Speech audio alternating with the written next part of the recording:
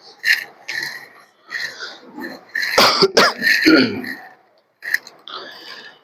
الحمد لله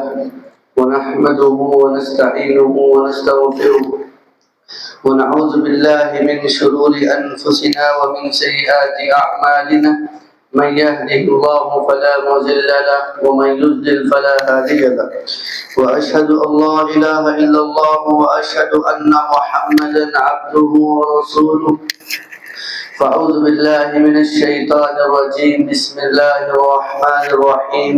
يا أيها الناس اتقوا ربكم الذي خلقكم من نفس واحدة وخلق منها زوجها وبث منهما رجالا كثيرا ونساء واتقوا الله الذي تساءلون به والأرحام إن الله كان عليكم رقيبا يا أيها الذين آمنوا اتقوا الله حق تقاته ولا تموتن إلا وأنتم مسلمون يا أيها الذين آمنوا اتقوا الله وقولوا قولا سديدا يصلح لكم أعمالكم ويغفر لكم ذنوبكم ومن يطع الله ورسوله فقد فاز فوزا عظيما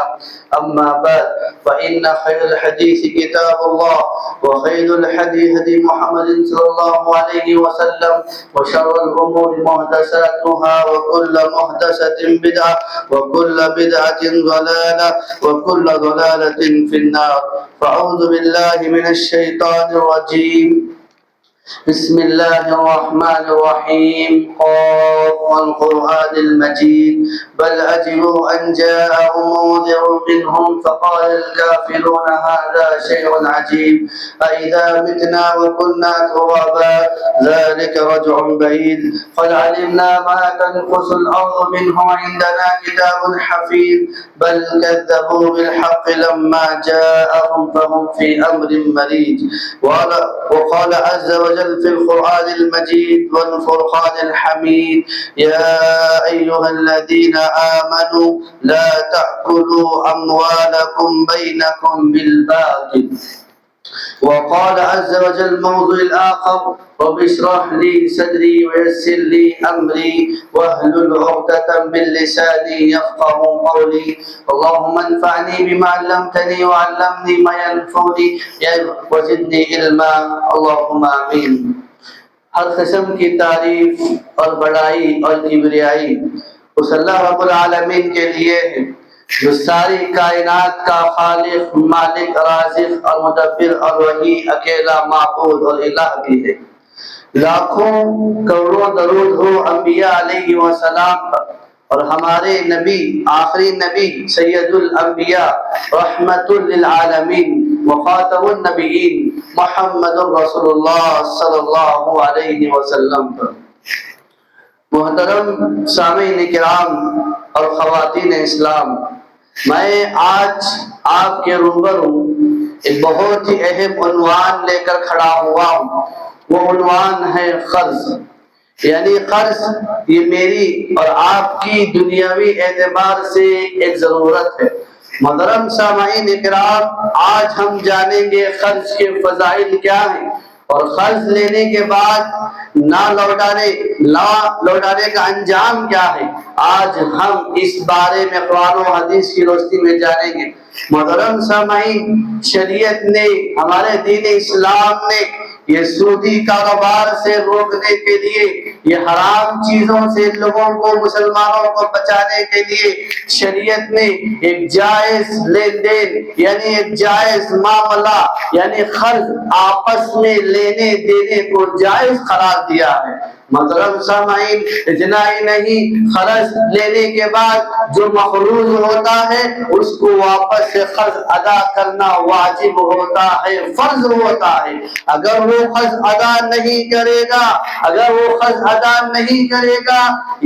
یقین جانو وہ دنیا میں بھی اور آخرت میں بھی اس کا انجام بھگتے گا، رسوا ہوگا۔ تو سب سے پہلے میں قرض کے دینے کے فضائل بتانے سے پہلے میں آپ کو متنبہ کر دوں، میں آپ کو باخبر کر دوں کہ قرض لینے کے بعد نہ لوٹانے کا انجام کیا ہوگا، اس کو کیا بھگتنا پڑے گا۔ مگر محترم سامعین، سب سے پہلے آپ جان لیجئے میں نے جو قرآنی آیات جو میں نے پڑھی، جو سورہ نساء کی آیت ہے، اس میں اللہ رب العالمین فرماتا ہے یا ایھا الذین آمنوا لا تأکلوا اموالکم بینکم بالباطل، کہ اے لوگوں کہ تم آپس میں ایک دوسرے کا باطل طریقے سے مال نہ کھاؤ، یعنی حرام طریقے سے مال نہ لوٹو۔ یعنی اگر آپ قرض لیتے ہیں بنا کسی اس نیت سے کہ میں قرض لوں گا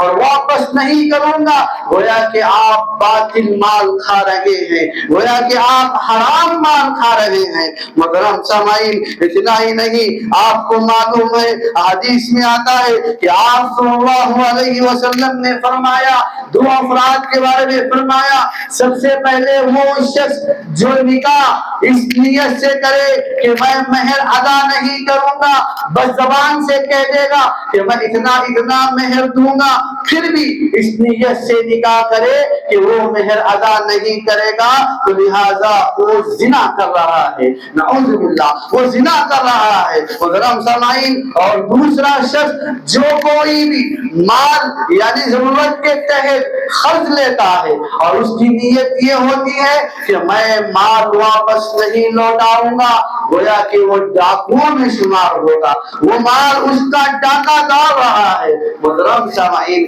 شریعت نے ہمیں گنجائش دی ہوئی ہے کہ جو لوگ خوددار ہوتے ہیں، جو لوگ خوددار ہوتے ہیں، جو نہ زکوٰۃ کا فطرے کا مال لینا پسند کرتے ہیں، ان کے لیے گنجائش ہے کہ وہ مالداروں کے پاس قرض لے اور قرض نہ دینے پر ان کا انجام کیا ہے یہ بھی بتایا ہے۔ محترم سامعین، یاد رکھو اگر آپ کسی انسان کے اخلاق کو جاننا ہے کہ وہ کتنا متقی ہے، کتنا پرہیزگار ہے، تم یہ مت دیکھو وہ کتنا بڑا نمازی ہے، وہ کتنی بڑی داڑھی چھوڑا ہوا ہے، وہ کتنا جھبا پہنا ہوا ہے، وہ کتنے حج و عمرے کیا ہوا ہے، بلکہ یہ دیکھو کہ وہ لین دین میں، معاملات میں کتنا سچا ہے، کتنا امانت دار ہے۔ اسی لیے اللہ کے نبی نے فرمایا خیارکم احسنتم قضا، تو یاد رکھو تم میں بہترین اخلاق والا وہ ہے جو قرض کو اچھے سے ادا کرے، یعنی قرض لینے کے بعد اس قرض کے مال کو اچھے سے ادا کرے، وہی اخلاق والا ہے، وہی کیریکٹر والا ہے، وہی مثالی مسلمان ہے۔ محترم سامعین، تو لہذا معلوم ہوا اور آپ کو یہ بھی معلوم ہے کہ کسی مسلمان کا بغیر کسی جائز یعنی بغیر کسی عذر کے، اس کی رضا کے، کسی بھی مسلمان پر یہ مال حلال نہیں ہو سکتا۔ یعنی ایک مسلمان پر دوسرے مسلمان کا مال اس کی بنا کسی رضا کے، اس کی رضا کے بغیر وہ اس کا مال نہیں رکھ سکتا، اس پر حلال نہیں ہو سکتا۔ مطلب یہ ہے جب آپ نے قرض دیا ہوا ہے اس نیت سے کہ آپ قرض ادا کریں گے، اس کی رضا کیا ہے؟ اس کی رضا کیا ہے کہ آپ مال لے لیجئے، اتنی مدت کے بعد آپ مجھے واپس کر دیجئے۔ ان کا مطلب یہ نہیں کہ میں آپ کو مال دے رہا ہوں آپ مجھے مت لوٹائیے، ہرگز یہ مطلب نہیں ہے۔ اسی لیے کسی مسلمان پر یہ حلال نہیں ہے کہ اپنے بھائی کی رضا کے بغیر اس کا مال ہڑپ لے، حلال سمجھے۔ محترم سامعین، اتنا ہی نہیں، آپ کو معلوم ہے آپ صلی اللہ علیہ وسلم حجۃ الوداع کے موقع پر یعنی عرفات کے میدان میں تمام صحابہ سے، تمام لوگوں سے مخاطب ہو کر کیا فرمایا؟ آپ کو معلوم ہے کیا فرمایا؟ تمہارا خون، تمہارا مال، تمہاری آبرو و عزت اسی طرح حرمت والی ہے، اسی طرح احترام والی ہے، اسی طرح حرام ہے جس طرح آج کا دن مقدس ہے، محترم ہے، جس طرح آج کا مہینہ محترم ہے، اور جس طرح یہ شہر محترم ہے۔ تو لہذا مسلمانوں کی ایک دوسرے کا مال، ان کا خون، ان کی عزت ایک دوسرے پر حرام ہے۔ وہ بنا کسی عذر کے وہ اس کا مال نہ چھین سکتا ہے، نہ اسے قتل کر سکتا ہے، نہ ہی اس کی عزت و آبرو پر حملہ کر سکتا ہے۔ تو لہذا کہنے کا مطلب یہ ہے اگر آپ قرض لے رہے ہیں تو اس مال کو بنا کسی عذر کے نہ ہڑپے، حلال نہ سمجھے، بلکہ آپ کو مال کو واپس لوٹانا ہے۔ اگر آپ وہ مال ہڑپ لیں گے تو گویا کہ وہ آپ کے لیے حرام ہے، باطل ہے۔ محترم سامعین، اتنا ہی نہیں، آپ کو معلوم ہے کہ آپ صلی اللہ علیہ وسلم نے فرمایا، صحیح مسلم کی حدیث ہے، صحیح مسلم کی حدیث ہے، اللہ رب العالمین شہید کے تمام گناہ معاف کر دے گا سوائے ایک کے، وہ کیا ہے؟ وہ قرض ہے۔ وہ شہید جو اللہ کی راہ میں اپنی جان نچھاور کرنے والا، اپنی جان کو قربان دینے والا، اگر وہ شخص بھی شہید ہو گیا، اللہ رب العالمین اس کے تمام گناہ معاف کر دے گا سوائے قرض کے۔ اتنا بڑا مرتبہ ہے شہید کا۔ آپ حدیث پڑھ کر دیکھ لیجئے، اللہ کے نبی نے کیا بیان کیا ہے، بار بار کہا سب سے بہترین عمل کیا ہے؟ جہاد ہے۔ اللہ کی راہ میں جہاد کرنا ہے، اور جہاد کرتے ہوئے اپنی جان کو قربان کرنا ہے۔ اس شخص کے لیے بھی اللہ کے نبی نے فرمایا کہ اس کے لیے بھی قرض معاف نہیں کیا جائے گا۔ محترم سامعین، اسی طریقے سے آپ کو معلوم ہے حدیث میں آتا ہے، بخاری کی حدیث ہے اور بہت سارے حدیث ہے، آپ صلی اللہ علیہ وسلم جب بھی کسی جنازے کی نماز پڑھانے کے لیے آتے اور آ کر پڑھانے سے پہلے صحابہ سے پوچھتے کیا اس میت پر کوئی قرض باقی ہے، تو ان کو معلوم ہو جائے کہ اس پر قرض ہے تو اللہ کے نبی صلی اللہ علیہ وسلم یا تو صحابہ سے کہتے کون ہے جو اس کا قرض ادا کرے، اگر کوئی ذمہ داری لے لے گا تو آگے بڑھ کر نماز پڑھا لیں گے، ورنہ آپ کہہ دیں گے کہ میں اس کی نماز نہیں پڑھاؤں گا، تم میں سے ہی کوئی اس کی نماز پڑھا دے۔ محترم سامعین، کہنے کا مطلب یہ ہے کہ آپ صلی اللہ علیہ وسلم بھی جو شخص مخروص کی حالت میں انتقال کر گیا اس کی جنازے کی نماز نہیں پڑھایا کرتے تھے۔ علماء کرام اس کی حکمت یہ لکھتے ہیں کہ آپ صلی اللہ علیہ وسلم کی سفارش اللہ رب العالمین کبھی بھی رد نہیں کرتا، یعنی اللہ کے نبی کا جنازے کی نماز پڑھانا کا مطلب یہ ہے کہ آپ صلی اللہ علیہ وسلم اس کے حق میں سفارش کر لگیں گے،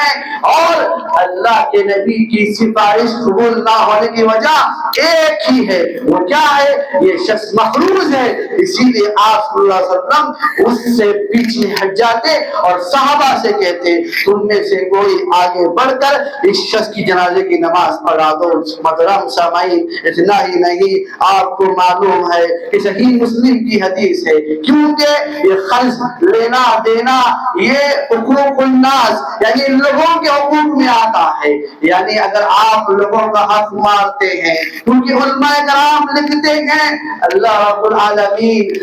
العالمین اپنے حقوق میں آسانی سے کام لے گا، کیونکہ آپ نے سنا ہوگا حدیث میں آپ صلی اللہ علیہ وسلم نے فرمایا کل روز قیامت سب سے پہلے اللہ رب العالمین نماز کا حساب و کتاب کرے گا۔ اگر کوئی شخص فرائض میں کوتاہی کیا ہوگا تو اللہ تعالیٰ کہے گا فرشتوں سے دیکھو کیا اس نے اپنی زندگی میں نوافل پڑھے ہیں کیا، سنن پڑھے ہیں کیا، اگر پڑھے ہیں تو ان نوافل سے اس کے فرائض کی بھرپائی کرو۔ ہاں، علماء کرام لکھتے ہیں اللہ رب العالمین اپنے معاملات میں اپنے حقوق میں آسانی چھوٹ دے سکتا ہے اور چھوٹ دے گا بھی، آپ کو حدیث سے معلوم ہوتا ہے۔ تو لہٰذا اللہ رب العالمین حقوق الناس میں لوگوں کے معاملات میں کبھی بھی چھوٹ نہیں دے سکتا، آخری نہیں دے سکتا، بلکہ اللہ تعالیٰ باریکی سے اس کا حساب و کتاب کرے گا۔ آپ کو معلوم ہے وہ صحیح مسلم کی حدیث ہے، اللہ کے رسول صلی اللہ علیہ وسلم نے فرمایا ایک شخص بہت بڑا متقی ہے، پرہیزگار ہے، نمازی ہے، روزہ دار ہے، حج ہے، یہاں تک کہ ان تمام اعمال کی وجہ سے وہ جنت میں جانے کے لیے کہلا دیا جائے گا۔ جب وہ جاتا ہوگا تب تب لوگوں میں سے اٹھ کر ایک شخص کہے گا کہ اس نے میرا مال لوٹا ہے، اور ایک کہے گا اس نے مجھے گالی دی ہے، دوسرا کہے گا مجھے تہمت لگائی ہوئی ہے۔ تو اس طرح سے سارے کے سارے لوگ اپنا حق مانتے شروع ہو جائیں گے، یہاں تک کہ اللہ کے نبی صلی اللہ علیہ وسلم نے فرمایا جو شخص اپنے نمازی روزے حج کی وجہ سے جنت میں جانے کے لیے قرار پایا تھا، لوگوں کا وہ حق ماننے سے، لوگوں کو حق ماننے سے اللہ تعالیٰ کہے گا فرشتوں سے کہ تم جو اس کا استحق مارا ہے اس کی نیکیاں اٹھا کر ان کو بانٹ دو، یہاں تک کہ ساری نیکیاں ختم ہو جائیں گی، پھر بھی اس نے لوگوں کا حق مارا ہوگا، ستایا ہوگا، ظلم کیا ہوگا، حق کو چھینا ہوگا، الزام لگایا ہوگا، تب کہے گا اب نیکیاں تو نہیں ہیں، جس کا حق مارا ہے اس کے گناہ اٹھا کر اس پر ڈال دو، یہاں تک کہ جو جنتی کہلانے والا تھا آخر میں نیکیاں بانٹتے بانٹتے اور اس پر گناہ اور بڑھ جائیں گے اور اس وجہ سے جہنم میں کہلوائے گا، جہنم میں ڈال دیا جائے گا۔ یہ بالکل صحیح حدیث ہے محترم سامعین، اسی لیے مجھے اور آپ کو چاہیے جہاں تک ہو سکے ہم لوگوں کے مال کو لینے کے بعد صحیح طریقے سے اچھے سے ادا کریں۔ اور آپ کو معلوم ہے محترم سامعین، جو کوئی شخص، اللہ کے نبی نے فرمایا صحیح بخاری اور مسلم کی حدیث ہے، جو کوئی بھی شخص کسی کا مال یعنی قرض لے اس نیت سے لے کہ میں اس مال کو ہڑپ لوں گا، واپس نہیں دوں گا، یاد رکھو اللہ کے نبی نے فرمایا اللہ تعالیٰ بھی اس کو ہڑپ لے گا، اس کو برباد کر دے گا۔ علماء کرام لکھتے ہیں حکمت یہ ہے، وہ لکھتے ہیں برباد کرنے کا مقصد یہ ہے، مطلب یہ ہے اللہ تعالیٰ اس کو دنیا میں رسوا کرے گا، برکت نہیں عطا کرے گا، اور آخرت میں اس کو رسوا کرے گا، عذاب دے گا۔ اسی لیے یاد رکھو جو شخص قرض لیتے ہیں اس نیت سے کہ میں واپس نہیں کروں گا، ہڑپ لوں گا، وہ ڈاکو ہیں اور اللہ بھی اس کو برباد کر دیں گے، ہلاکت میں ڈال دیں گے۔ محترم سامعین، اسی لیے مجھے اور آپ کو چاہیے جہاں تک ہو سکے، جہاں تک ہو سکے اچھے سے ہم قرض لے بھی رہے ہیں تو اچھے سے ادا کرنے کی کوشش کریں۔ اور آپ کو معلوم ہے کہ انسان جب قرض لیتا ہے اور اگر وہ قرض نہیں ادا کرے گا تو یاد رکھو مرنے کے بعد بھی اس کا کوئی کفارہ نہیں ہے جب تک کہ ہم اس قرض کو ادا نہیں کر پا دیں گے۔ محترم سامعین، اسی لیے آپ صلی اللہ علیہ وسلم جب بھی جنازے کے لیے آتے تو صحابہ سے پوچھتے بتاؤ کیا اس پر کوئی قرض باقی ہے، تو لہذا یاد رکھو اسی لیے اس کا کوئی کفارہ نہیں ہے جب تک آپ اس کو مال جو لیا ہوا ہے اچھے سے ادا نہ کر دیں۔ ہاں جو مرحومین ہیں ان کو چاہیے کہ وہ جانے، جو مرحومین ہیں ان کے وارثین کو چاہیے جو بھی ہمارے مرحومین ہیں ان کا قرض ہے ہم ادا کریں، جو بھی زندہ ہیں زندہ رہنے سے پہلے لکھ کر جائے، وصیت کر کر جائے میں جب تک زندہ ہوں میں ادا کی کوشش کروں گا اور میرے مرنے کے بعد میرے وارثین تم سخت ادا کرو، ہر ایک کو وصیت کر کر جانا ہے۔ اسی لیے کیونکہ قرض لے کر نہ لوٹانا یہ کبیرہ گناہ ہے اور اس شخص پر واجب ہے اور اس وقت تک اس کا کوئی کفارہ نہیں ہوگا۔ اور آپ کو معلوم ہے کہ روز قیامت اگر آپ قرض نہیں ادا کریں گے اپنی نیکیاں دیکھ کر اگر نیکیاں ختم ہو جائے تو گناہ لے کر آپ جنت میں جانے کے بجائے جہنم میں چلے جائیں گے۔ تو لہذا آپ نے جانا کہ قرض لینے کے بعد نہ دینے کا انجام کیا ہے۔ آئیے اب میں بتاتا ہوں قرض دینے کے فضائل کیا ہیں۔ محترم سامعین، آپ کو چاہیے جو بھی ہمارے معاشرے میں، جو بھی ہمارے سماج میں جو ہمارے بھائی مالدار ہیں جن کو اللہ نے مال دیا ہوا ہے اللہ کے خاطر ان کو چاہیے، جو لوگ خوددار ہیں جو زکوٰۃ فطرہ لینا نہیں چاہتے وہ ان مالداروں مالداروں کو چاہیے جو اپنے بھائی خوددار ہیں، جو واقعی امانت دار ہیں، ان کو مال دینا چاہیے تاکہ وہ مال لے کر اپنی ضرورت پوری کر کر وہ واپس دے۔ محترم سامعین، اسی لیے آپ کو معلوم ہے اور بار بار آپ نے حدیث میں سنا ہوگا، اللہ کے نبی نے فرمایا کہ اگر کوئی بھی شخص کسی بھی مومن بھائی کی دنیا کی کوئی مشکل میں ساتھ دے گا، کوئی پریشانی میں ساتھ دے گا، اللہ تعالیٰ بھی کل روز قیامت اس کی مشکل میں آسانی کرے گا، اور اس کی پریشانی میں، اس کی مصیبت میں کوئی آسانی فراہم کرے گا۔ اسی لیے ہم مالداروں کو چاہیے ہمارے معاشرے میں، ہمارے سماج میں، کہ جو بھی شخص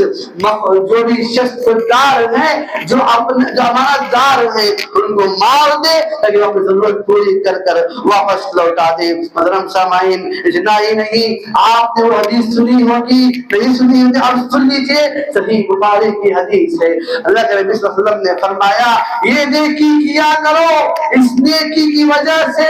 اللہ تعالیٰ جنت میں ڈال دے گا۔ ایک شخص کے بارے میں ہے، صحیح بخاری کی حدیث ہے، ایک شخص لوگوں کو قرض دیا کرتا تھا، اور قرض دینے کے بعد اگر کوئی قرض لوٹانے کی طاقت نہیں ہوتی تھی تو معاف کر دیا کرتا تھا، اور جن کے پاس مال تھا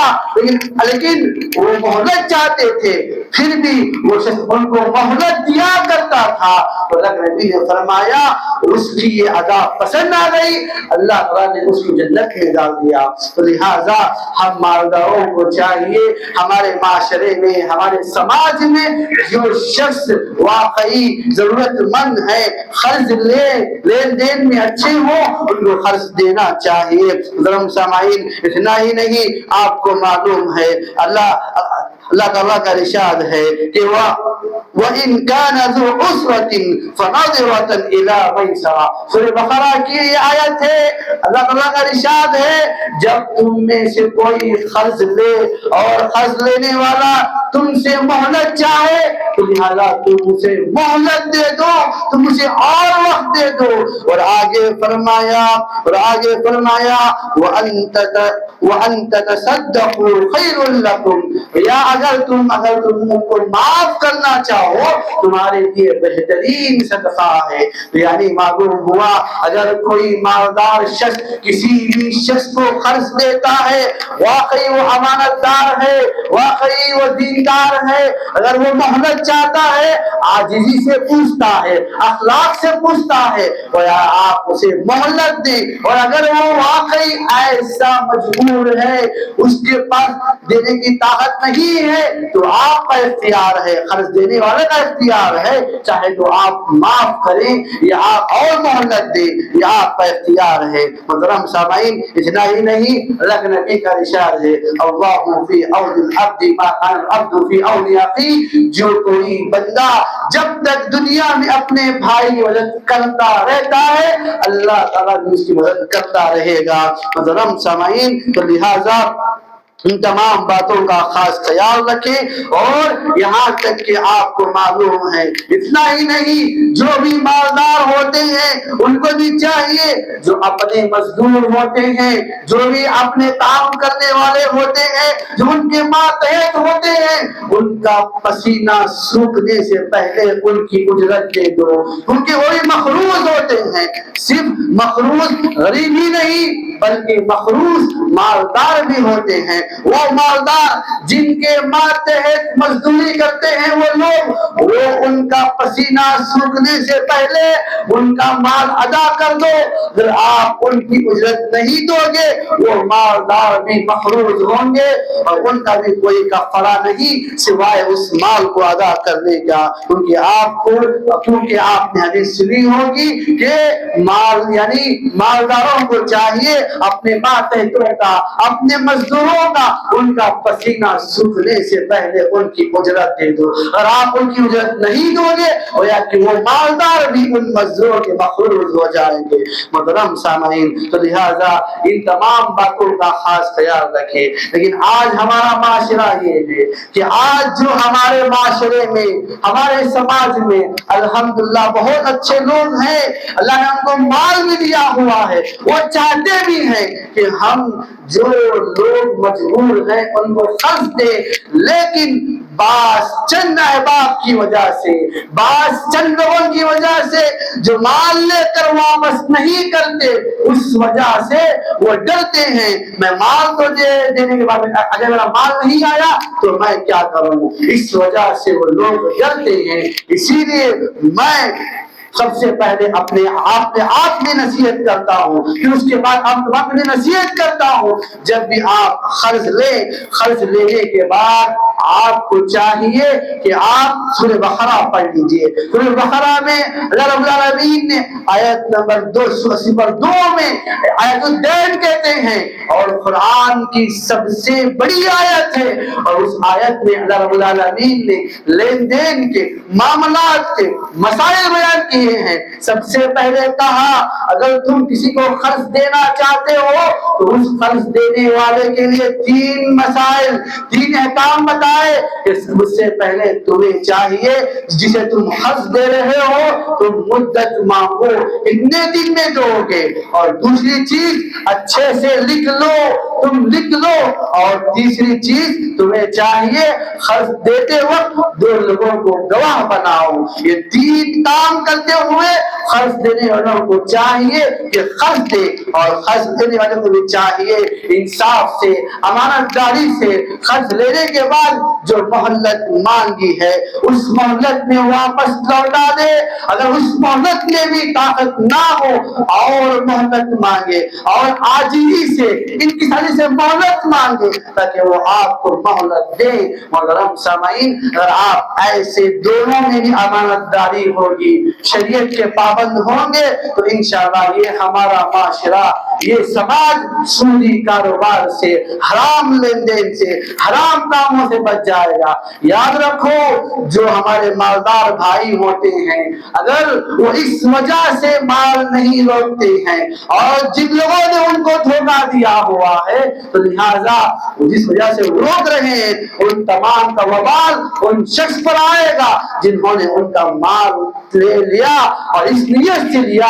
کہ ہم ہڑپ لیں گے، چھین لیں گے. تو لہذا آج دنیاوی معاملات کا ایسا حال ہے جو قرض دیتا ہے وہ ڈرتا ہے اگر میں قرض پوچھوں گا کہیں وہ مجھ پر حملہ نہ کر دے، گالی گلوچ نہ کر دے. حالانکہ ہونا تو یہ چاہیے تھا جو قرض لیتا ہے اس کو ڈرنا چاہیے کل روز قیامت میرا کیا ہوگا، کہیں میں جہنم میں تو نہیں ڈال دیا جاؤں گا. محترم سامعین، آج دنیا کا حال، معاشرے کا حال یہ ہے کہ مالدار جو ماشاءاللہ اللہ کے لیے آپ کی مجبوری کے خاطر مال کو لیتا ہے پھر لینے کے لیے ڈرتا ہے،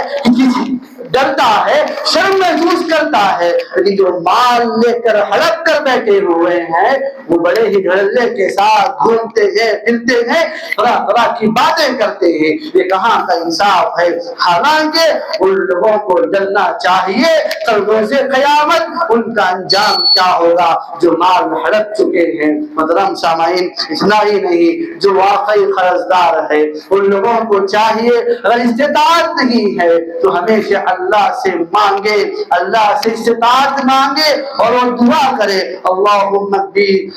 بلی حلالک،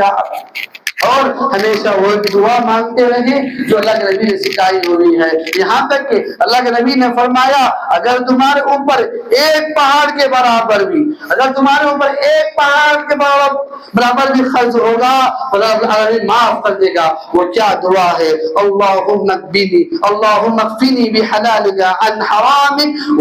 واغننی بفضلک عمن سواک. اے پروردگارا مجھے اپنے حلال کے ذریعے سے حرام سے بچا بچا اور اپنے فضل سے اپنے سوا ہر ایک سے بے نیاز کر دے۔ محترم سامعین، یہ دعائیں کریں، جہاں تک ہو سکے خرچ سے لینے سے بچے، اور اگر قرض لے بھی رہے ہیں مہلت مانگے امانت داری کے ساتھ، دیندار کے ساتھ، یہاں تک کہ